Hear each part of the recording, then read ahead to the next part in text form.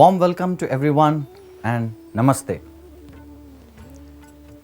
Today we are starting at another very important and interesting topic, and that is discovering Vedic wisdom. Today and next few episodes we'll be discussing, not in detail, but yes, very important and brief discussion about Vedic wisdom.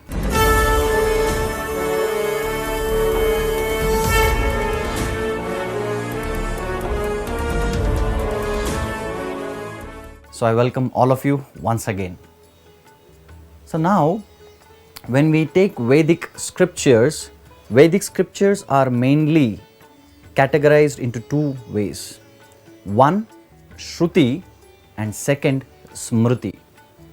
So what is Shruti? That which is heard and which can't be changed. Shruti is that part of Vedas which are heard, which has to be as it is. Nobody can change it. That is Shruti. And what is Smriti? Smriti is that which is remembered, or it is composed by sages and can be changed as per TPC. What is TPC? Time, place and circumstances. So Vedas, two categorization, Shruti and Smriti. And what is Shruti? That which is heard, which cannot be changed. And what is Smriti? That which is remembered, which can be changed as per the time, place and circumstances. Let us go little more detail. Now, among Shruti, there are different categories. Number one, that is Vedas. Vedas come under Shruti.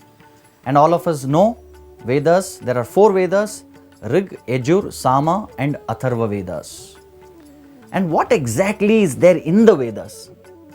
All of us, definitely we have heard a lot about this Vedas, Yajur Veda, Sama Veda, Rig Veda. What is there inside this Vedas? There are four important parts under the Vedas. What are they? They are Samhitas, Brahmanas, Aranyakas and Upanishads. So these are the four parts inside the Vedas. I am not going in detail, I am just giving you some brief description, and I'll get back to the most important essence of all the Vedas. So now Vedas, Shruti and Smriti. Under Shruti there are Vedas and there are Upavedas. And what are Upavedas? Like Dhanurveda, Ayurveda, etc. And the third part of Shruti is Vedanga. And what are Vedanga? Number one, Kalpa. And what is Kalpa? Now, if you are from India, in Indian culture, you go to any part of Indian culture, there are rituals. There are so many rituals. So when you get up in the morning, what you should do? When you get up in the morning, what prayer you should actually chant? And doing some puja, like marriage, there are samskaras, different way of rituals. And all these rituals come under Vedanga. It is called Kalpa. And the second part of Vedanga is Shiksha, pronunciation. So in language, and we all know Sanskrit is a mother of all languages. In Sanskrit, pronunciation is very, very important. If we miss out a small meter, the meaning itself changes. Let me give you an example. If I tell you Krishna, who is Krishna? All of you know, right? He is the son of Devaki, Devaki Nandan, Yashoda Nandan, Nandanandan, Vasudeva Nandan. He is Krishna. If I say Krishna, Krishna plus A, one A if I add, and it becomes Krishna. And if I say Krishna, it is not Devaki Nandan Krishna, it is actually Draupadi. So Draupadi is known as Krishna. One extra A changes the meaning altogether. In the Purana we see, one time a person wanted to kill a particular person. He chanted a mantra with little change in the meter, and what happened? Finally he himself was dead. So we need to be very careful in the pronunciation what we do. So the third part of the Vedanga is Vyakaran, or grammar. So grammar is very important in any language. So let me give you an example. One time a judge made his judgment. He wrote his judgment saying, hang him, not leave him. Because he was a criminal, he had done such a crime, he had to be sentenced to death. So he had written, hang him, not leave him. Don't leave him, kill him.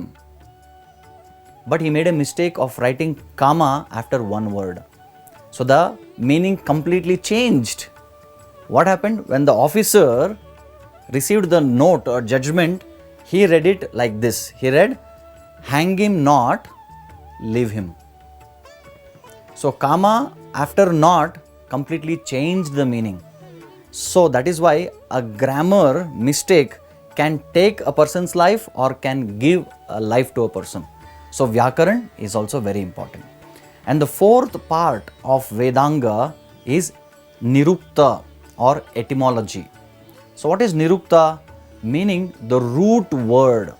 Whenever we speak anything, it has to have a root meaning. Like for example, we are discussing about Vedas. So Veda word comes from the root word called Vit Dhatu. So from Vid comes Veda, Vidya, Vidwan, Vidvat. So all these words come from the Vit root Dhatu.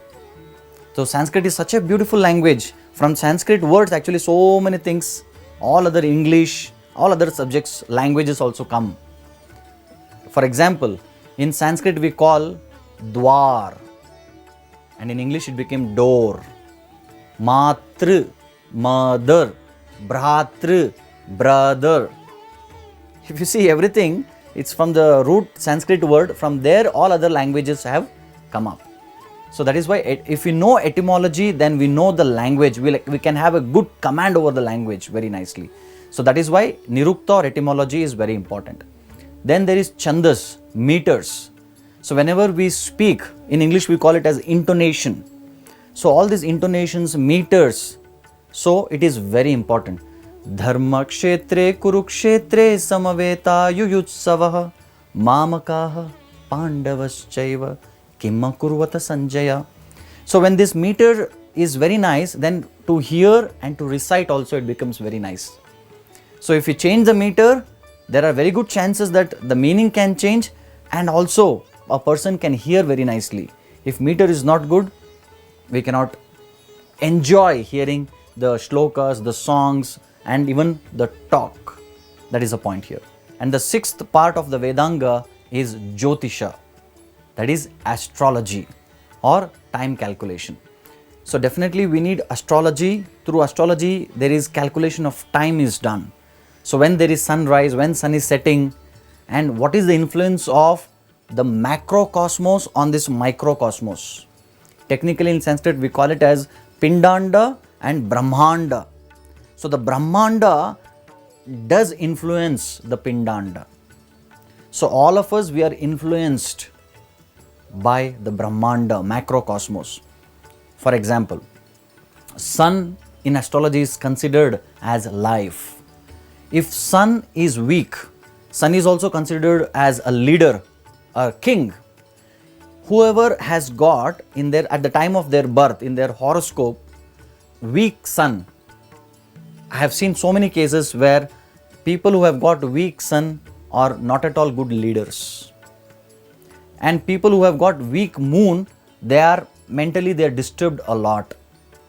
And from what is moon? Moon, man. So mind is directly connected to moon. So the Kshatriya spirit, the creation, the leadership is connected directly to sun. And Mercury or Buddha is directly connected to Buddhi. If a person has got weak Buddha or weak Mercury, then he will not be very intelligent or he is not very logical person.